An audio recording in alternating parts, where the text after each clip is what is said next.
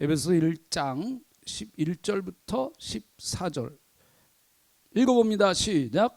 모든 일을 그의 뜻의 결정대로 일하시는 이의 계획을 따라 우리가 예정을 입어 그의 안에서 기업이 되었으니 이는 우리가 그리스도 안에서 전부터 바라던 그의 영광의 찬송이 되게 하려 하심이니라. 그 안에서 너희도 진리의 말씀 곧 너희의 구원의 복음을 듣고 그 안에서 또한 믿어 약속의 성령으로 인치심을 받았으니 이는 우리 기업의 보증이 되사 그 얻으신 것을 성량하시고 그의 영광을 찬송하게 하려 하심이니라. 아멘. 오전 예배에는 그 설교가 보편성을 띱니다. 보편성. 근데 너무 그 신앙의 스펙트럼이 넓어요. 그러니까 신앙생활한 지 뭐 얼마 안 된 분도 계시고 또 신앙생활한 지 뭐 50년 된 분도 계시고 그러니까 그분들이 다 들을 수 있는 설교를 해야죠. 그렇잖아요. 그러니까 굉장히 보편적인 설교를 할 수밖에 없습니다. 근데 오후 예배는 안 그래요. 여기 계신 분들은 좀 특공대 비슷하신 분들이에요. 특공대. 그러니까 여러분들을 잘 훈련시켜야 이 교회가 삽니다. 여러분들을 잘 훈련시켜야. 특공대는 특수 목적을 위해서 훈련하는 분들이잖아요. 우리나라도 저 북쪽으로 보내는 간첩이 있습니다. 이것도 1급 비밀인데 하여튼 북쪽으로 보내는 간첩이 있어요. 그분들 특수 훈련시키잖아요. 그분들의 훈련과 일반 사병의 훈련은 다르잖아요. 그래서 오후 예배 때는 우리가 좀 말씀을 이렇게 조금 깊이 있게 이렇게 보면서 같이 은혜를 나눕니다. 자, 11절. 자, 우선 10절 지난주에 봤던 예수 그리스도 하나님의 비밀은 뭔가 하면 하나님의 비밀은 그리스도를 통한 그 하나님의 구원의 역사, 그것이 하나님의 비밀이다. 9절에 이렇게 말씀해요. 그게 이제 경륜이다. 그런데 그 하나님의 비밀, 그리스도를 통한 구원의 역사는 단순히 저와 여러분만 딱 구원해서 천국 데려가시려고 하는 게 아니에요. 그것이 가장 중요한 구원의 목적이지만은 사실 하나님의 구원의 계획은 더 넓은 거예요. 여기 그게 이제 10절입니다. 하늘에 있는 것이나 땅에 있는 것이 다 그리스도 안에서 통일되게 하려 하십니다. 하늘의 것과 땅의 것이 이제 통일된다. 통일된다는 얘기는 화합과 조화를 이루게 된다라는 거죠. 하늘과 땅은 원래 에덴 동산에서는 에덴 동산에서 아담과 하와가 선악과를 따먹기 전에는 그 예배가 있었을까요? 없었을까요? 예배가 주일날 이렇게 모여서 예배를 드렸을까요? 안 드렸을까요? 아담하고 하와가 둘이 있었는데 뭐 되게 재미없었겠죠. 그러니까 그냥 둘이서 가정 예배 드려 뭐 이렇게 해서 했겠죠. 뭐 목사도 없고 제사장도 없고 아무것도 없는데 뭐 무슨 뭐 그러니까 그냥 살아가는 게 예배예요. 살아가는 게 에덴 동산에서 그냥 사는 게 예배예요.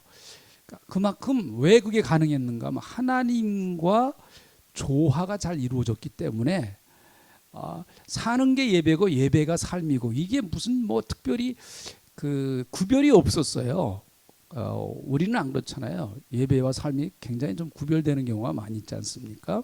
그러니까 그때는 뭐 통일되니까 하늘과 땅이 통일되니까 하나님과 아담이 같이 통일되어 있는 것이니까 통하는 것이니까 뭐 특별히 무슨 다른 어떤 특별한 예배 의식이 필요 없단 말이죠. 그러니까 하나님 안에 아담 안에 하나님이 이게 이제 신약에 와서는 그리스도 안에 우리 안에 그리스도가 같은 의미거든요. 그렇게 되다 보니까 이제 모든 게 다 조화를 이루고 질서가 잡히고 그랬거든요. 그래서 하늘은 하늘대로 질서가 잡히고 땅은 땅대로 질서가 잡히는 그러니까 모든 게 조화롭게 화합을 이루고 다 아름다웠단 말이죠. 하모니가 잘 이루어졌어요. 하모니가. 근데 이제 문제가 뭔가 하면 이제 죄가 들어옴으로 말미암아 그 다음부터 이 조화와 화합, 통일이 깨져버리고 말았습니다. 통일이 깨지니까 불협화음이 생기게 된 거죠. 하늘과 땅이 통하지를 않았어요. 하늘과 땅이 불통입니다. 통하지 않으면 불통, 소통이 안 되면은 불통이라고 하잖아요. 불통. 이제 통하지 않으면은 고통스럽단 말이죠. 통하지를 않으면은. 그러니까 인간과 하나님 사이에는 이제 고통의 현장만 남기를 시작한 것이죠.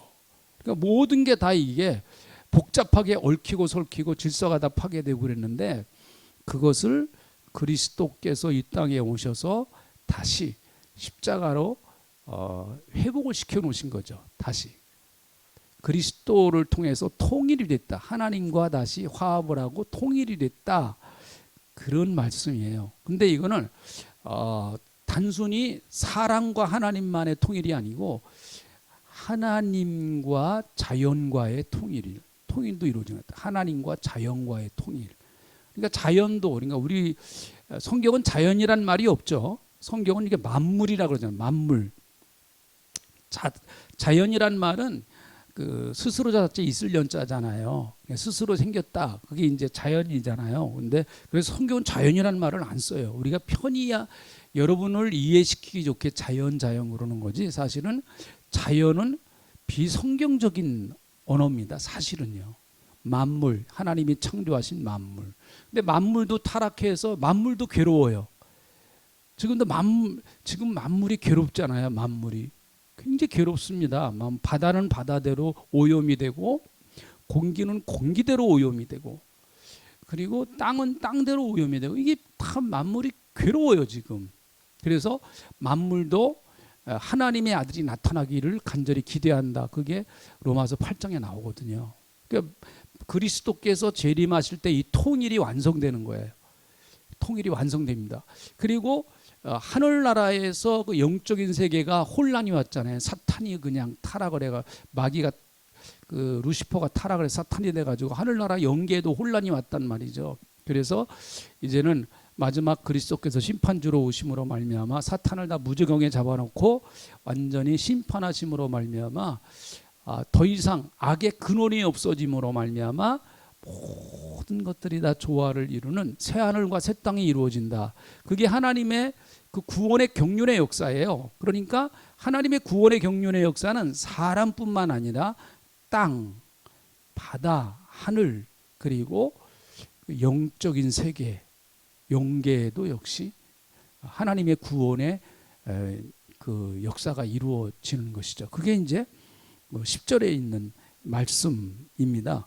그래서 사실 나중에 보면은 이제 이 그 통일되게 하시는 그 역사를 하나님은 그 이제 21절, 22절, 23절에 보면은 하나님은 누구에게 맡기셨는가 하면 교회에게 맡기셨다는 거예요. 그래서 에베소서에서 이제 교회론이 등장합니다. 교회가 그만큼 중요한 거예요. 교회는 인간적으로 보면 뭐 문제도 많고 그렇지만은, 그러나 하나님은 교회를 통해서 이 일을 계속해 나가시는 거예요.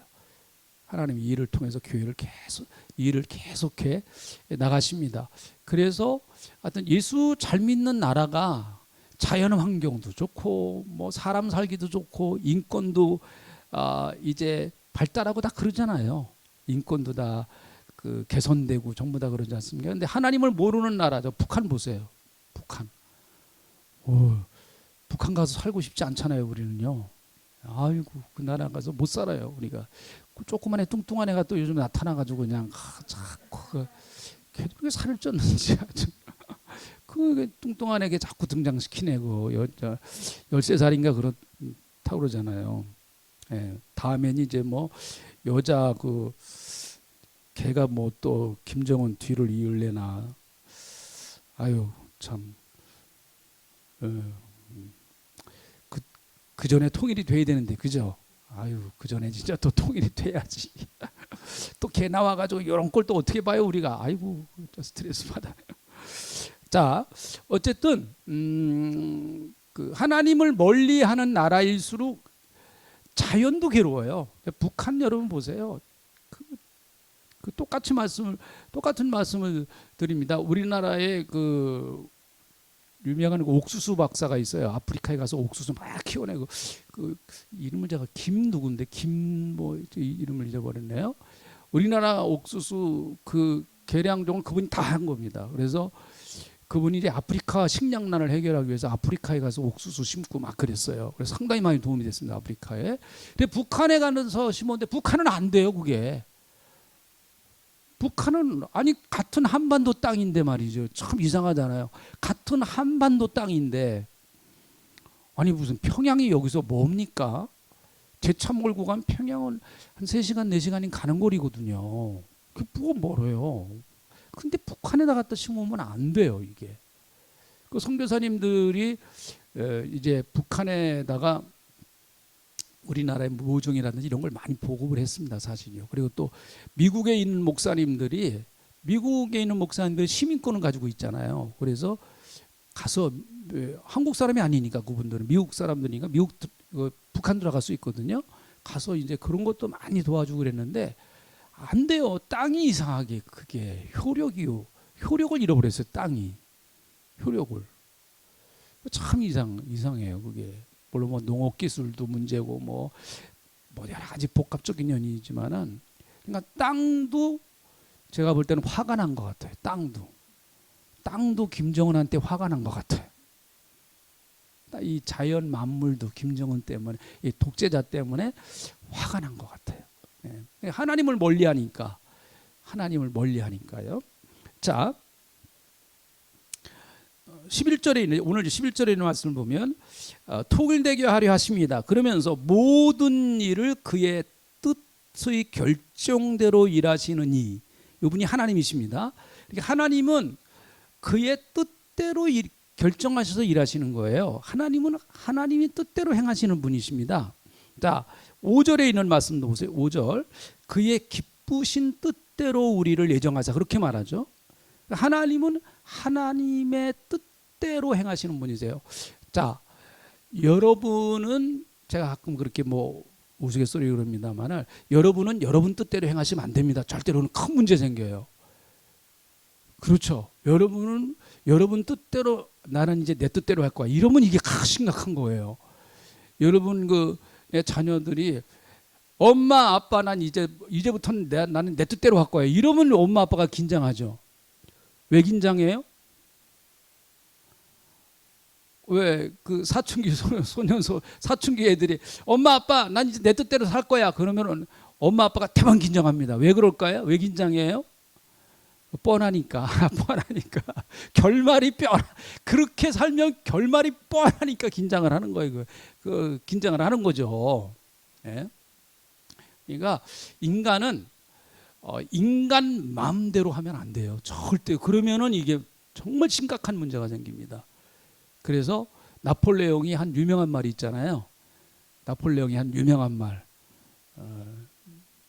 뭐라고 얘기를 했죠? 내 사전에는 불가능이 없다. 그래서 망한 거예요. 자기 사전에 불가능이 있다고 하는 걸 알았으면 안 망했을 겁니다. 근데 내 사전에는 불가능이 없다라고 생각했기 때문에 망한 거예요. 예수 믿는 사람은 반대요. 내 사전에는 불가능이 있다. 그걸 알고 살아가는 사람이거든요. 네?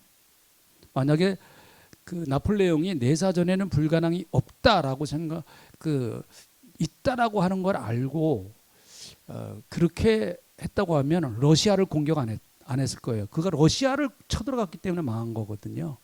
그 러시아 사람들이 자부심이 있어요. 그래서요.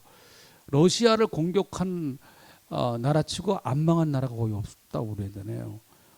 히틀러도 러시아 공격했다 망했고, 그리고 또 나폴레옹도 러시아 공격했다 망했고, 러시아가 만만한 나라가 아닙니다. 네, 러시아가요. 근데 인간은 마음대로 하면 안 됩니다. 인간에게 못할 일이 없으면 안 돼요. 인간에게는 못할 일이 있어야 그게 복이에요. 여러분들 아멘이시죠? 나는 내가 못하는 게 있는 게 복이에요. 내게 이걸 빨리 알고 하나님 도와주세요. 나는 하나님이 도와주셔야 삽니다. 이렇게 무릎 꿇고 사는 게 그게 예수 믿는 사람의 복 중에 복이죠. 근데 하나님은 하나님 뜻대로 행하셔도 돼요. 왜요? 하나님은 과거도 하시고 현재도 하시고 미래도 다 아시는 분이시기 때문에 그렇습니다. 여러분 가끔 간혹 그런 게 있어요.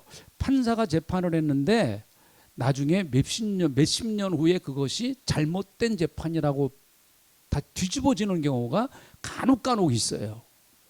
왜요? 그건 사람이니까 어쩔 수 없는 거예요. 사람이니까. 일본에서도 그런 일이 있었다고 그러잖아요. 일본에서도 어떤 사람이 살인죄로 이제 재판을 받았는데 세 사람이 재판을 했대요. 그런데 결국은 그 사람에게 무기징역인가 이렇게 내려졌어요. 그런데 두 사람은 이 사람이 범인이라고 그랬고 한 분은 한 재판관은 자기는 아니라고 생각을 했는데 워낙 두 사람이 다 선배래 가지고 다 더 할 말이 없어 갖고 이제 그렇게 재판을 해서 판결을 했는데 이 사람이 나가서 도저히 양심에 걸려 갖고 자기가 아무리 생각해도 저 사람이 범인이 아닌 것 같은데 해서 그 사람의 구명 운동을 해서 나중에 무죄를 받아냈어요. 무죄를 받아요. 일본에 실제로 있었던 일입니다. 그게 무죄를 받아냈어요. 그래서 결국은요. 그러니까 사람은 과거도 잘 모르고 현재도 안다고 하는데 뭐 얼마든지 알 수 있거나 미래는 전혀 모르잖아요. 그러니까 사람 마음대로 하면 안 됩니다. 근데 하나님이 당신의 뜻대로 행하셔도 조금도 부족함이 없어요. 하나님은 왜요? 완벽하게 의로우신 분이시니까. 하나님만이 완벽하게 의로우신 분이세요. 그래서 하나님은 당신의 주권적인 주권을 가지고 역사를 일으키시는 분이시죠. 그래서 온 인류의 역사는 결국은 하나님의 뜻대로 되어져 가는 거예요. 잠시 잠깐 우리가 볼 때는 그렇잖아요. 악이 이기는 것 같고 불의가 이기는 것 같은데 결말을 가보면 어때요?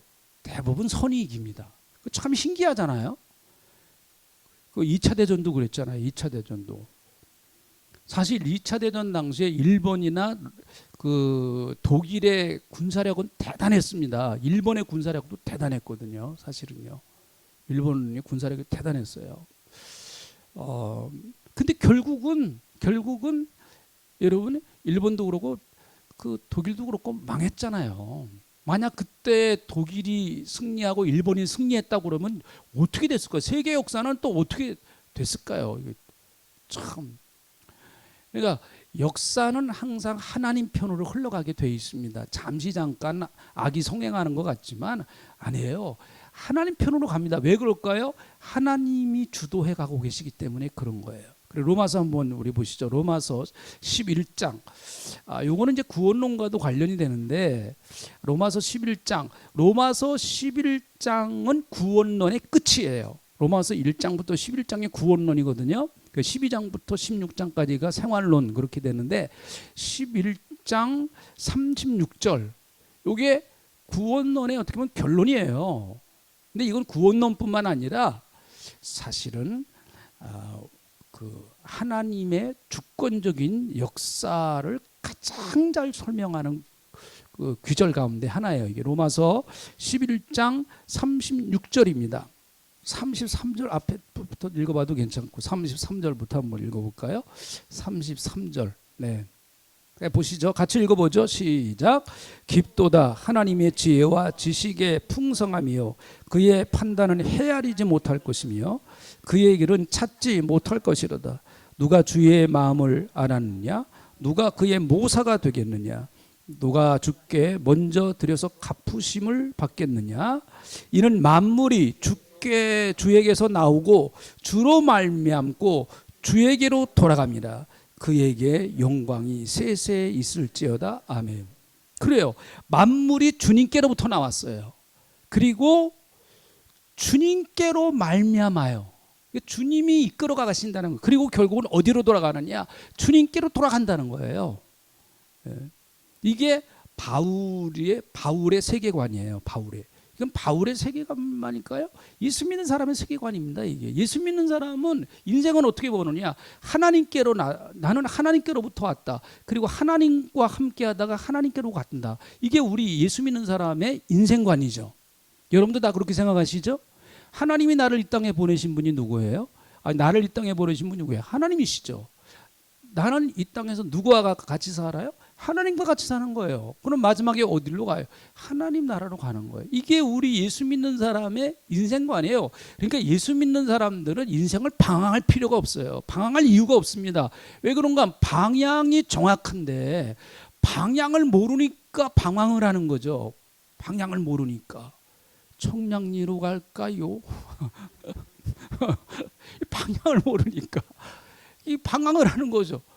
내가 방향이 정확하면 그걸로 가면 되는 건데, 예수 믿는 사람은 방향이 정확해요. 하나님 나라 가는 사람들이에요. 그러니까 뭐 방황할 이유가 뭐가 있겠어요? 결국은 다 그걸로 다시 돌아올 텐데, 방황해봤자 자기만 손해야. 탕자 결국은 돌아오잖아요. 지만 손해요. 그러니까 하나님의 주권적인 역사 안에 우리가 있다. 개인의 역사도 마찬가지죠. 그래서 개인의 역사. 자, 본문으로 다시 가세요. 에베소서 1장 다시 이제 본문으로 가보세요. 결국은 그 성숙한 사람은 그 하나님의 그 주권적인 뜻, 하나님의 뜻을 살피면서 살아가는 사람이에요. 이걸 좀 어려운 말로 뭐 섭니다, 또 경륜이다, 뭐 이렇게 좀 어려운 말이에요. 이런 것들은. 네, 그냥 쉬운 말로 하나님께서 내 삶을 이렇게 이끌고 가고 계신다. 하나님이 내 삶을 이끌고 가고 계신다. 우리 그걸 믿는 겁니다. 여러분 믿으시죠? 아멘. 네. 그러니까 우리는 우연히 이 땅에 던져진 존재가 아니다. 이 허무주의자들이 하는 얘기거든요. 인생은 어쩌다가 이 땅에 우연히 던져진 존재라는 거예요. 그러니까 인간은 외로운 거예요. 그냥 어쩌다가 이 세상에 딱 던져진 존재예요. 그러니까 혼자예요. 외로워요. 고독하고 방황하고 그러는 겁니다. 그러니까 허무주의 철학이나 허무주의 인생과는 그렇게 갈 수밖에 없다는 말이죠. 근데 우리는 아니란 말이에요.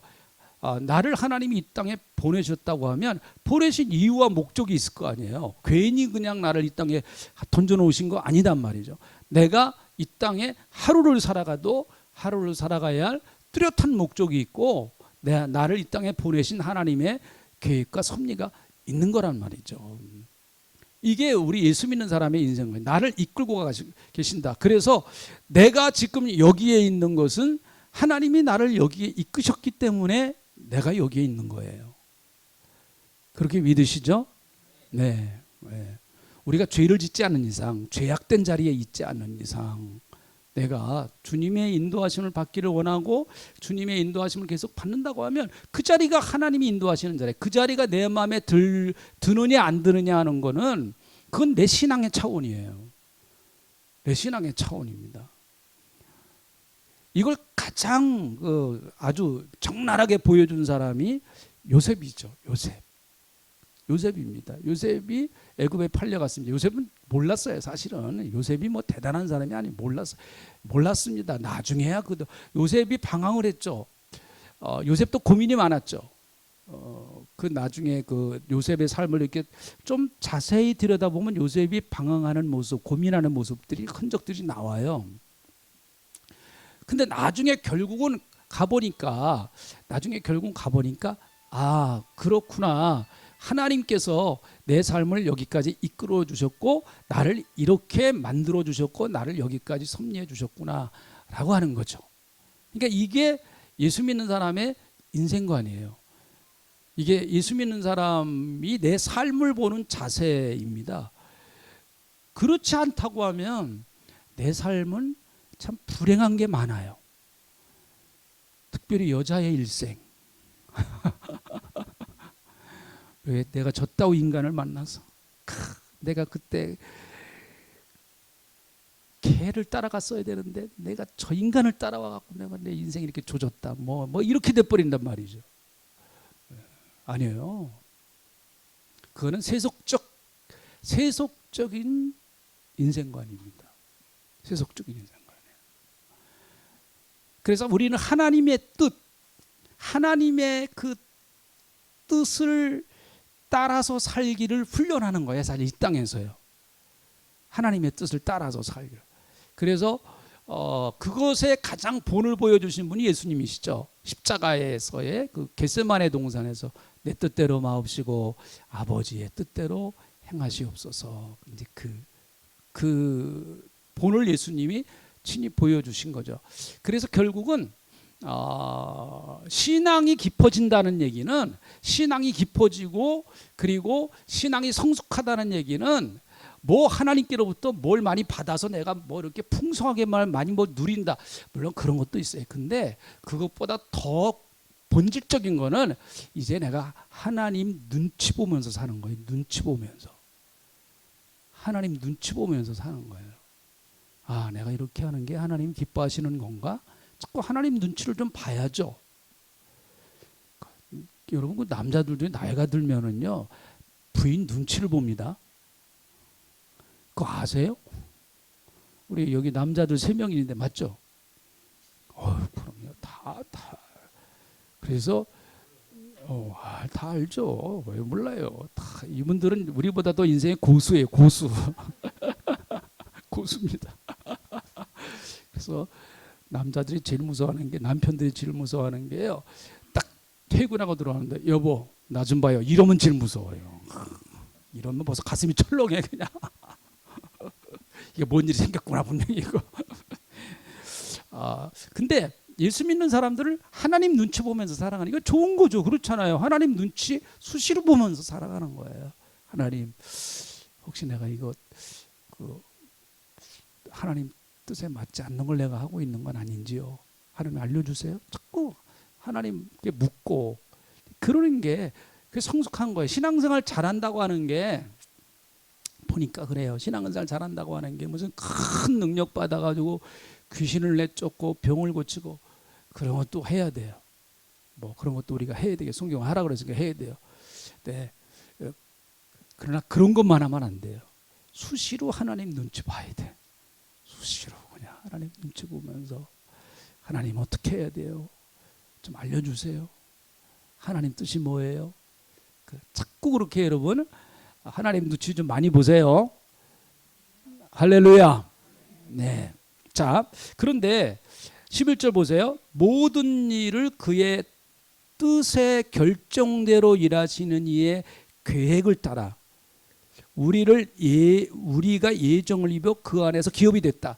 자, 하나님은 하나님의 뜻대로 하나님이 계획을 하시고 예정을 하셨어요. 뭐를 하셨는가 하면 우리를 그 예수 안에서 우리를 기업이 되게 하기 위해서 하셨다는 거예요. 그러니까 여기서 기업이라고 하는 말은 재산이고 소유를 말하는 거예요. 그러니까 저와 여러분은 하나님의 재산이에요. 재산. 하나님의 재산입니다. 저와 여러분이요. 하나님의 재산이에요. 하나님의 기업입니다. 저와 여러분이요. 하나님의 소유란 말, 기업은 소유란 말이죠. 소유. 저와 여러분은 하나님의 소유입니다. 하나님의 것이에요. 누구의 것이요? 하나님의 것이에요. 할렐루야. 근데 이것은요, 결국은 하나님의 자녀고 하나님의 백성이라고 하는 것에 대한 상징적 의미예요. 기업이라는 말은요. 그래서 또 기업이라고 하는 말은 이제 구약 성경에서 기업이라고 하는 말은 그 약속, 기업을 약속과도 그렇게 많이 얘기를 했고, 또 가나안 땅으로도 얘기를 많이 했고 그래요. 기업을요. 내가 너희에게 기업을 주노니 하면서 그 가나안 땅에 대한 얘기도 많이 했는데, 여러분, 저와 여러분이 하나님의 기업이 된 것, 다시 말하면 하나님의 백성이 된 것은 그저 우연히 어쩌다가 된 것이 아니고, 그러니까 저와 여러분이 예수를 믿은 것이 그저 우연히 어쩌다가 걸려들어서 내가 예수를, 나는 참 그래도 운이 좋은 사람이야, 그래도 참 내가 그 친구 덕분에 그냥, 야, 나는 그래도 천운을 타고난 사람이야, 그래도 내가 예수 믿었잖아, 그 말도 맞는 얘기예요. 틀린 얘기는 아닙니다. 그러나 더 정확한 얘기는 하나님의 치밀한 계획 가운데서 내가 예수를 믿었어요. 다시 한번, 이게 참 하나님이 치밀하게, 여기 보니까 그러잖아요. 그 모든 일을 그의 뜻의 결정대로 일하시는 이의 계획을 따라 우리가 예정을 입어 그 안에서 기업이 되었다. 그러니까 저와 여러분이 하나님의 백성이 되고 하나님의 자녀가 된 것은 하나님의 치밀하신 섭리와 계획과 그리고 역사 가운데서 이루어진 것이지 이게 뭐 어느 날 갑자기 하늘에 뚝 떨어지고 그게 아니다라는 얘기죠. 자, 한번 우리 로마서 8장을 한번 찾아보시죠. 로마서 8장 본문 말씀에다가 탁 책갈피를 끼고 좀 있으면 또 돌아올 거니까 책갈피를 끼고 로마서 8장 여러분에게 이 말씀 몇 번 소개했는데 구원의 과정을 바울이 우리에게 이야기를 해요. 구원은 이런 과정을 거쳐서 간다. 그러니까 사실은 구원이라고 하는 것은 굉장히 큰 담론이에요. 구원이라고 하는 것은 굉장히 넓은 이야기입니다.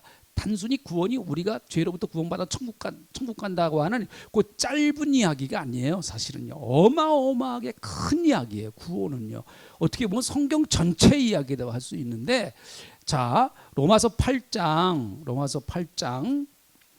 29절부터 30절에 있는 말씀을 한번 보겠습니다. 이게 이제 구원의 여정이라, 구원의 우리가 구원받는 과정을 얘기하는 거라는 거죠. 하나님이 이런 과정을 통해서 우리의 구원을 이루어 가신다라고 하는 얘기예요. 우리의 구원을 이루어 가신다라고 하는 그런 이야기입니다. 자, 29절에 있는 말씀, 29절. 자, 제가 한번 읽어볼게요. 하나님이 미리 아신 자들을 미리 아셨다고 그래. 예지하셨다. 미리 아셨다. 예지하셨다. 뭐 신학적인 용어예요. 몰라도 괜찮아요. 미리 아신 자들을 또한 그 아들의 형상을 본받게 하기 위하여 미리 정하시. 예정, 예지, 예정 하셨다는 거죠. 예지, 예정. 또 뭐 예정, 예지 뭐 다 같은 말이에요. 하나님은 미리 아셨다는 거. 저와 여러분을 예수 믿게 하는 걸 하나님이 미리 알고 계셨다. 그래서 하나님은 또 미리 정하셨다는 거예요. 저와 여러분을 예수 믿게 하기 위해서 미리 정해 놓으셨다. 계획을 딱 이미 세워 놓으셨다는 거예요. 이는 그로 많은 형제 중에서 맏아들이 되게 하심이나, 또 30절, 또 미리 정하신 그들을 또한 부르시고, 하나님이 여러분을 정하셨을 뿐만 아니라 때가 돼서 여러분을 예수 믿도록 부르셨다는 거예요. 불렀다 그 말이에요. 부르셨다. 소명, 콜링, 부르셨다는 거예요. 그래서 저와 여러분은 다 하나님께로부터 부름을 받아서 나온 사람이지, 여러분과 제가 자원해서 나온 거 아니에요. 처음에는 자원한 것 같아요. 처음에 예수 믿을 때는 다 자원해서 믿은 거예요. 그러나 사실은 주님이 나를 부르셨어요. 부르신 방법은 각각 다 달라요. 부르신 방법은요, 부르신 환경, 상황, 여건은 각각 다 다른데 하나님이 나를 부르셨어요. 자, 부르신 그들을 어떻게 하셨는가 하면 의롭다고 해주셨어요. 불러주셔서 우리를 하나님이 의롭다, 이걸 칭의라고 그러잖아요. 칭의. 하나님이 우리를 너는 이제 의롭다, 칭의, 의롭다고 인정을 해주셨다는 거예요. 그래서 저와 여러분은 사실은 용서받은 죄인이에요.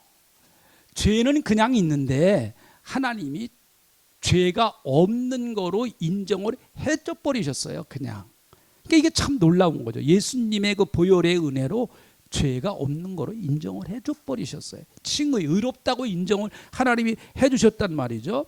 또 의롭다고 하신 그들을 영화롭게 하셨느니라. 이게 마지막 단계, 마지막 구원이 영화 구원이라고 하는 거죠. 영화. 하나님 이 영화 단계가 바로 이제 우리의 구원의 완성을 말하는데, 이 구원의 완성은 영과 육이 새로운 모습으로 변화되어서 예수님이 부활하셨을 때 신령한 모습으로 변화되어서 하나님과 함께 영원히 살아가는 그 모습으로 변화돼서 새하늘과 새 땅에 들어가 주님과 영원히 사는 것, 그건 앞으로 이제 이루어질 일이죠. 아직 오진 않았어요. 오진 않았지만 앞으로 이제 이루어질 일입니다. 그러니까 이걸 보면은 구원이라고 하는 것이, 아 그래 내가 교회 쫄랑쫄랑 나와서 나 예수 믿어 구원받았다, 그래 난 돼서 천국 가. 물론 그게 좁혀보면 맞는 얘기지만은 그걸 넓혀보면 하나님께서 구원의 계획을 엄청나게 조밀조밀하게 탁 세우셔가지고 그래서 여러분을 예수 믿을 수밖에 없게 하셔서 여러분으로 하여금 천국 갈 수밖에 없게끔 만들어 주셔서 천국 가게 만들어서 천국에서 하나님과 함께 살아가도록 하나님이 모든 계획을 다 짜놓으셨다는 거예요. 별로 감동이 없으세요? 자, 다시 본문으로 돌아가 보면은요.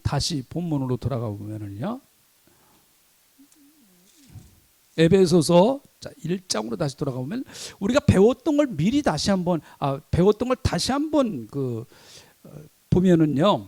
바울이 그런 얘기를 합니다. 바울이 그런 얘기를 해요. 자기의 구원이 언제부터 시작됐느냐? 자기가 예수 믿을 때부터 구원이 시작된 것이 아니라 4절에 보니까 이렇게 말합니다. 4절에 보니까 곧 창세전에 그리스도 안에서 우리를 택하사 우리로 사랑 안에서 그 앞에 거룩하고 흠이 없게 하시려고 그 기쁘신 뜻대로 우리를 예정하사 예수 그리스도로 말미암아 자기의 아들들이 되게 하셨으니 그렇게 말합니다. 그러니까 바울은 어디까지 끌고 올라가는가 하면 창세 전부터 끌고 올라가요. 이건 바울의 신앙입니다. 신앙 고백이에요. 바울의 신앙 고백입니다. 바울의 신앙 고백. 하나님께서 자기의 신앙, 이거는 자기의 신앙이 깊어지고 믿음이 더 깊어지고 나서 보니까 하나님이 자기를 언제부터 예수 믿게끔 계획을 세워놓으셨는가 하면은 창세 이 세상이 생기기 전부터 하나님은 벌써 나를 구원하실 계획을 세워놓고 계셨다라는 거예요. 이게 바울이 깨달은 겁니다. 이게 참 엄청난 거죠. 하나님은 그런 치밀한 계획 속에서 여러분과 저를 예수 믿게 하셨다라는 얘기예요. 조정민 목사님이 계십니다. 이분은 지금 이분이 쓴 책도 많고 그런데 베이징 교회라고 해서 지금 이제 강남에서 목회를 아주 잘하고 계세요. 근데 이분이 이제 기자 출신이거든요. 기자. 연세대 정치학과 나와서 기자, MBC 기자 출신이에요. 내가 그분 간증을 들으면서 참 재밌는 걸 발견을 했어요. 기자들은 그렇게 훈련시킨대요. 기자들은 이 사고 구조를 그렇게 바꿔버린답니다. 잠깐 보세요. 어디를 가든지 어떤 사건을 보든지 어디를 가서 누구를 만나든지 문제점을 찾아내는 훈련을 한대요. 이게 기자 정신이래요. 기자 정신. 그래서 자기가 그것 때문에 참 힘들었답니다. 우리는 사람을 보면 어때요? 좋은 거 보고 이렇게 그런 거 보려고 그러죠. 근데 기자들은 이 사람 문제점이 뭔가, 이 사람 털면 뭐가 나오나, 그거부터 본대요. 그거부터. 기자일 때는 괜찮은데 기자일 때는 그게 기자 정신이니까 괜찮은데 살아가는 데는 참 그거 얼마나 그게 안 좋은 거예요. 자기 부인을 보면서 저 여자 문제가 뭐지? 이렇게 저 여자 털면 뭐가 나와? 이렇게 하면 참. 그래서 그분이 그러네요. 이건 마귀 정신이라요. 마귀 정신. 자기가 목회를 해보니까 이건 마귀 정신이다. 기자로서는 좋은 건데 신앙으로는 빵점이, 신앙으로는 이게. 그래서 이 초임 기자들에게 이제 훈련을 시킬 때 그렇게 훈련을 시킨대. 초임 기자들, 참.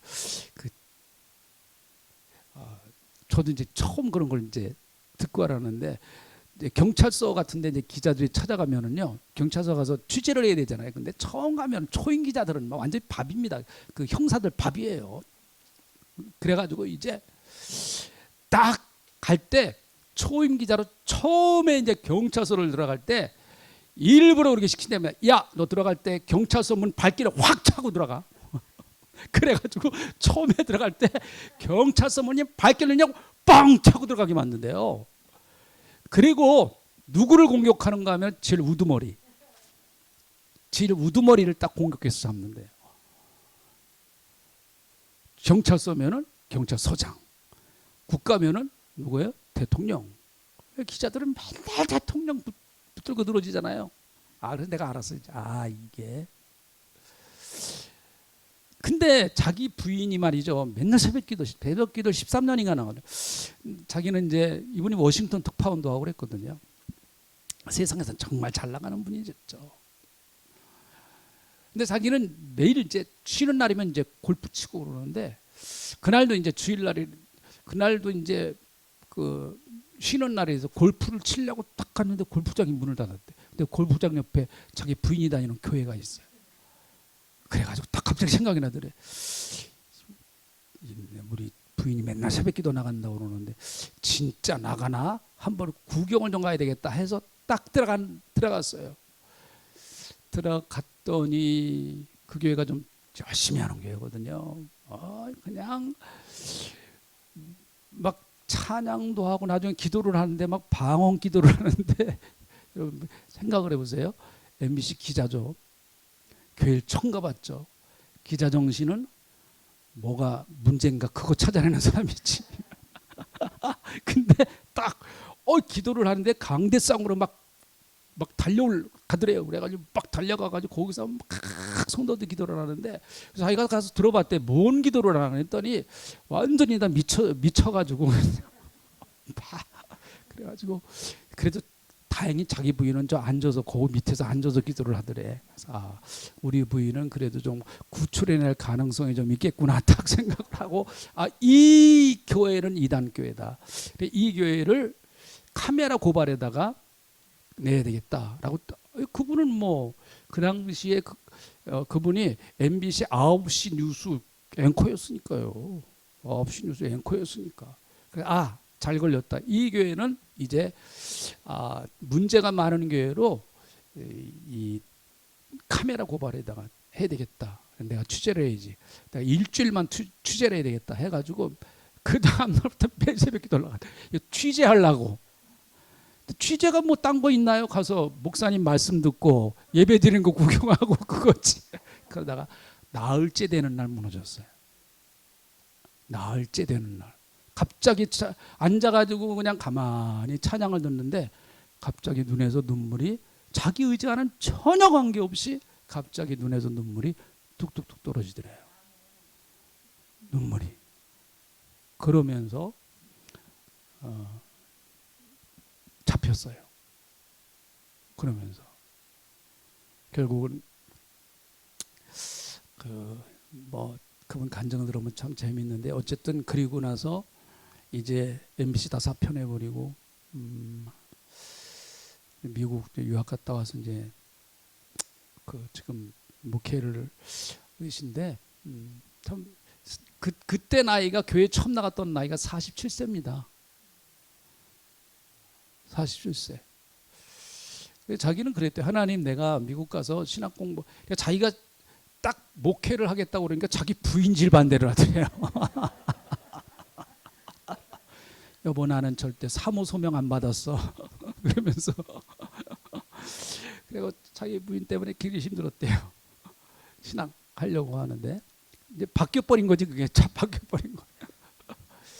근데 내가 미국 가서 신학하면서 하나님 뜻 아니면 난 다시 돌아와서 기자한다 그렇게 생각을 했대요. 자기가 다시 돌아와서 기자하겠다 그러는데 결국은 하나님께서 기자들의 삶이라고 하는 게 거의 매일 술로 살다시피 한대요. 매일 술로 거의 살다시피 한다고 합니다. 그래서 자기가 퇴직한 날인가 그 파티를 했는데 그날 유일하게 술 안 먹었대요. 그 기자들 모여서 그때 술 안 먹었대요. 근데 그분이 그러더라고요. 나중에 알고 보니까 자기가 이제 아파트 교회 가까운데 아파트에 살고 있는데 자기 부인이 그 아파트에 자기 교회 나가는 교인들한테 전부 다 기도를 부탁했대. 우리 남편 하나 위해서 기도해 주세요. 우리 남편 저 발로 술집 가지 말고 교회 나오게 해주세요. 그렇게 13년을 기도했는데 그러니까 붙들린 거지. 13년 동안 그 발로 술집 가지 말고 교회 나오게 해주세요. 하여튼 그 주위, 자기 집 주위 가까운 주위에 전부 다 교인들이 쭉 들러 있더래요 보니까. 그래가지고 맨날 자기를 위해서 기도하는 걸 나중에 알았대요. 나중에 기도로 자기가 완전히 포위당해 있다고 하는 거를 나중에 알았대요. 나중에.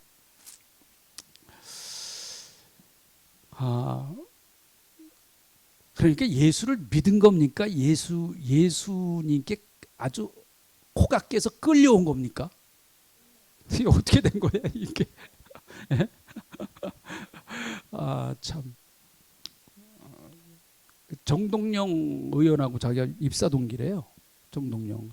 그래서 자기도 그 정계로 진출하려고 많이 그렇게 뭐 얼마든지 자기는 이제 정계로 진출하려고 맘만 먹고 그대로 했으면 뭐 그 할 수 충분히 있었다고 하는데 나중에 진리를 깨닫고 예수를 만나고 보니까 정말 사람 살리는 것이 이 길이다라고 자기가 확신을 했기 때문에 자기는 이 길을 간다. 지금은 자기가 같이 근무했던 사람들이 자기를 제일 부러워한대요. 제일 아주 부러워한다. 당신이 제일 부럽다 하면서 그렇게 얘기를 한다고 그러는데, 여러분 개인이 구원받는 과정도요 우연이 아니에요. 이거는 뭐 유명한 사람 얘기니까 이렇게 좀 얘기가 될 수 있지만 여러분은 안 그런가요? 여러분은요? 여러분이 예수 믿은 과정은 한번 뒤돌아보세요. 그게 우연하게 어떻게 어떻게 해서 예수 믿게 됐나요? 아니잖아요. 예수를 믿을 수밖에 없는 상황이 됐어요 보니까. 네? 예수를 믿을 수밖에 없는 상황이 됐고, 또 그리고 내가 뭐 교회 나올 때는 뭐 친구 따라 나왔든 어떻게 나왔든 하여튼 그냥 하나님 손에 걸려들 수 있도록 하나님께서 그물망을 쳐놓으신 거란 말이죠. 하나님께서 그물망을 쳐놓으신 거예요. 그러니까 여기 나오는 대로 그의 뜻의 결정대로 일하시는 이의 계획을 따라서 우리가 기업이 되었다라는 거죠. 이걸 뭘 말하는 것일까요? 이것은 구원의 안전성을 말하는 거예요. 여러분, 하나님이 우연히 나를 구원하셨다고 그러면 하나님이 우연히 나를 놓으실 수도 있을 거예요. 그렇잖아요? 그러니까 계획 없이 나를 하나님이 구원하셨다고 그러면 하나님이 또 계획 없이 나를 놓으실 수도 있을 거란 말이에요. 그러나 하나님은 여러분과 저를, 제가 수십 번 말씀드려요. 수백 번 말씀드립니다. 포기할 수 없는 이유. 하나님은 여러분을 포기하실 수가 없어요. 하나님. 왜 그런가 하면 오늘 본문 말씀에서도 그렇게 하나님이 철저하게 계획 가운데서 작정하시고 섭리하시고 또 그분의 뜻대로 여러분과 저를 기업 삼으시고 하나님 백성 삼으셨는데, 하나님이 어떻게 포기를 하시겠어요? 그렇잖아요. 어떻게 포기를 하시겠습니까? 하나님이요. 여기 구원의 안전성을 말하는 거예요. 자, 로마서 11장을 한번 찾아보시죠. 로마서 11장 29절입니다. 우리는 다 하나님께로부터 부름을 받은 사람이거든요. 그래서 그 부름에 끌려서 온 거예요. 내 의지로 온 것 같지만 결국은 그 부름이 강력하게 나를 끌고 온 거거든요. 자, 같이 읽어보죠. 자, 11장 29절 같이 읽어봅니다. 로마서 11장 29절입니다. 자, 다 찾으셨죠? 네, 못 찾으신 분은 또 앞에도 보시고 그러세요. 같이 읽어봅니다. 시작. 하나님의 은사와 부르심에는 후회하심이 없느니라. 네, 하나님이 여러분을 부르셨다고 하면 하나님 후회하시지 않습니다. 하나님께서 여러분을 자녀 삼으셨다고 하면 후회하시지 않으세요. 여러분은 여러분 자녀가 여러분의 자녀인 것이 후회가 되십니까? 그런 부모님은 모르겠어요. 구조가 다른지 저하고 구조가 다른지 네, 그런 분이 없죠. 어떻게 그건 불가능합니다. 육신의 부모도 그런데 영의 하나님이신 우리 하나님께서 어떻게 여러분과 저를 하나님의 자녀로 삼으시고 후회하시겠습니까? 후회하시겠어요? 하나님의 부르시면 후회하심이 없으신가? 잠깐은 이게 그 하나님의 백성들이 마치 구원을 잃어버린 것 같은 모습도 보일 수가 있어요. 하나님이 실패하신 것 같은 모습도 보일 수 있습니다. 그러나 하나님은 멀리 보시는 분이, 멀리 보시고 끌어가시는 분이시거든요. 하나님이 하실 수 없는 일들이 있어요.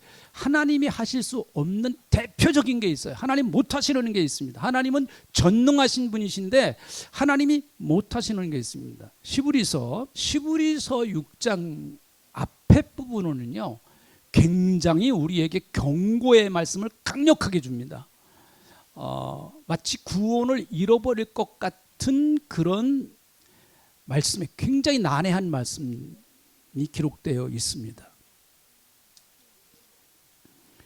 6장 1절부터 이렇게 쭉 보면은요, 특별히 8절까지 이렇게 보면은 마치 우리의 구원이 없어지는 것 같은 그런, 잃어버릴 수 있다라고 하는 가능성이 있다라고 하는 것 같은 그런 말씀이 대표적이에요, 이게. 그래서 그 구원을 잃어버릴 수도 있다라고 주장하는 사람들이 애용하는 대표적인 말씀이에요, 이게요.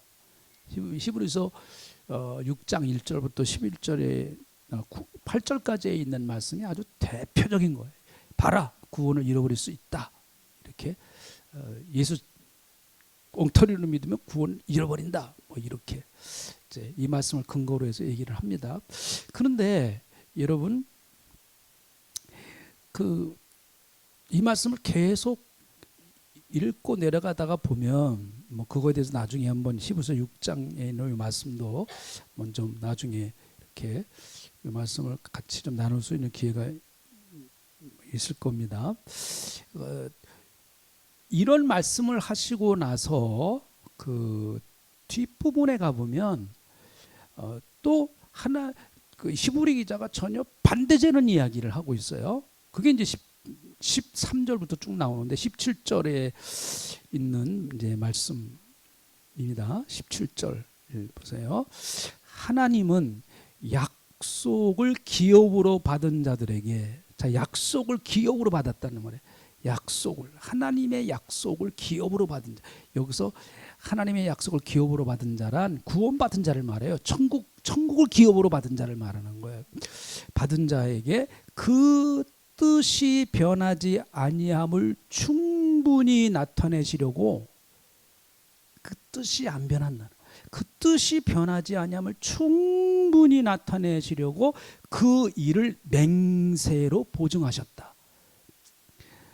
맹세로 보증하셨다는 거예요. 그러니까 하나님은 누구에게 맹세를 하세요? 맹세는 우리가 흔히 맹세할 때는 누구를 걸고 맹세하는 거 하면은 자기보다 더 높은, 자기보다 더 훌륭한 어떤 존재를 걸고 맹세를 해요. 그러니까 나는 우리 부모님의 명예를 걸고 맹세한다, 뭐 그러잖아요.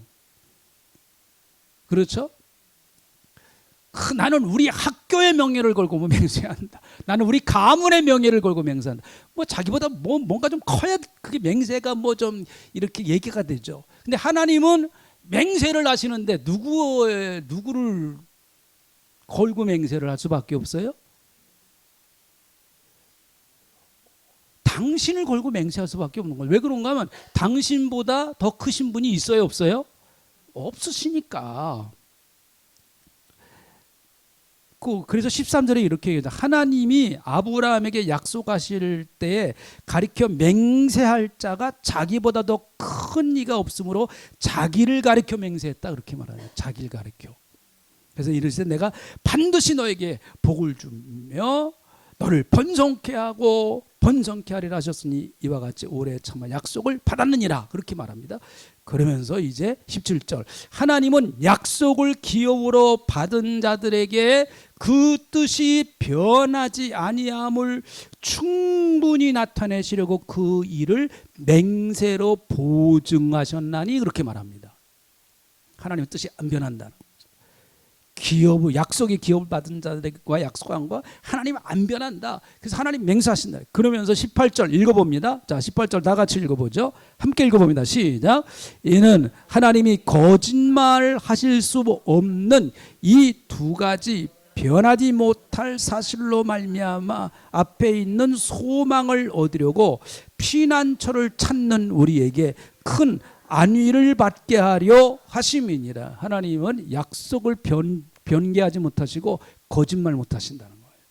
하나님 거짓말 못하세요. 하나님의 속성상 거짓말 못하십니다. 하나님. 안 하시는 게 아니라 못하세요. 하나님은. 하나님의 속성상 거짓말이 안 돼요. 하나님께는요. 하나님은 진실하신 분이시니까. 그게 하나님의 성품 자체의 본성이시기 때문에 그런 것입니다. 그래서 이걸 구원의 안전성, 하나님의 치밀한 계획 가운데 이루어진 하나님의 구원의 안전성이에요.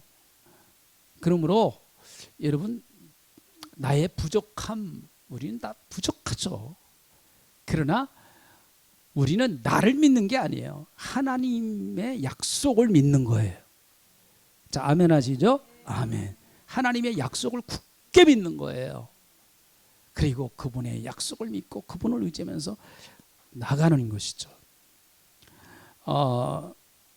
자, 하나만 더 하고 마칩니다. 에베소 1장 다시 한번 가보세요. 1장 11절에 보면 모든 일을 그의 뜻의 결정대로 일하시는 이의 계획을 따라 우리가 예정을 입어 그 안에서 기업이 되었으니라고 하는 말의 헬라어는 에클레로테멘이라는 뜻이에요. 에클레로테멘. 근데 요 에클레로테멘이라는 헬라어가 문법상 단순 과거 수동태예요. 단순 과거 수동태. 그러니까 이미 되었다라는 거. 되었다. 과거에 이미 되었다. 되어졌다 그 말이에요. 그러면서 수동태예요. 수동태라고 하는 것은 내가 주체가 아니라는 것. 내가 주체가 아니라 내가 달려간다 그러면 내가 주체예요. 가는 것에 대한 주체가 남이에요. 그런데 내가 끌려간다 그러면 내가 주체예요. 나를 끄는 사람이 주체예요. 끄는 사람. 요게 바로 그런 수동태란 말이에요. 기업이 되게 하셨다라는 말은 수동태예요. 그러니까 우리가 노력해서 기업이 된 게 아니고 주님이 우리를 기업이 되게끔 해 주셨다라는 얘기예요. 우리가 주체가 아니고 기업이 되게 하시는 분은 하나님이시다라고 하는 그런 얘기예요. 그래서 감사한 거죠. 그래서 구원의 안전성이 있는 것입니다. 저와 여러분이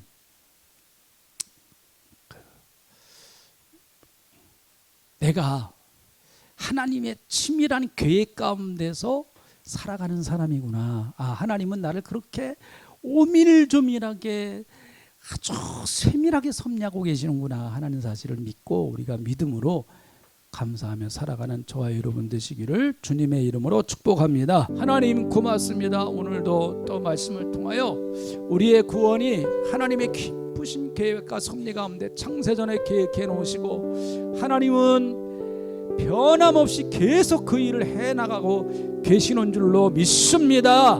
내가 천국 가서 주님과 함께 영원히 살 때까지 하나님의 계획은 끝나지 아니하시고 계속 오늘도 내일도 이루어가고 계시는 것을 믿습니다.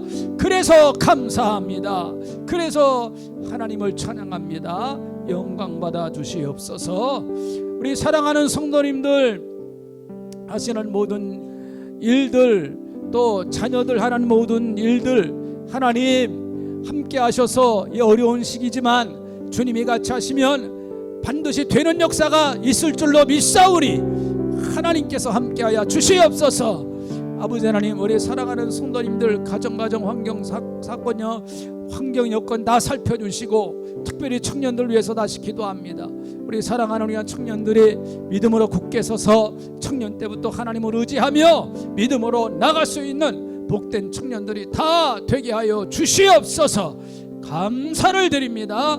영광 받아 주시옵소서. 지금은 우리 구주 예수 그리스도의 은혜와 아버지 하나님의 넓고 크고 만극하신 사랑하심과 성령님의 감동 감안의 주 역사 풍성하신 은혜가 이제 믿음 안에서 주님의 약속을 믿고 변치 아니하시는 그 약속을 믿고 나가는 주님의 백성들에게 가치하옵시기를 간절히 축원하옵나이다.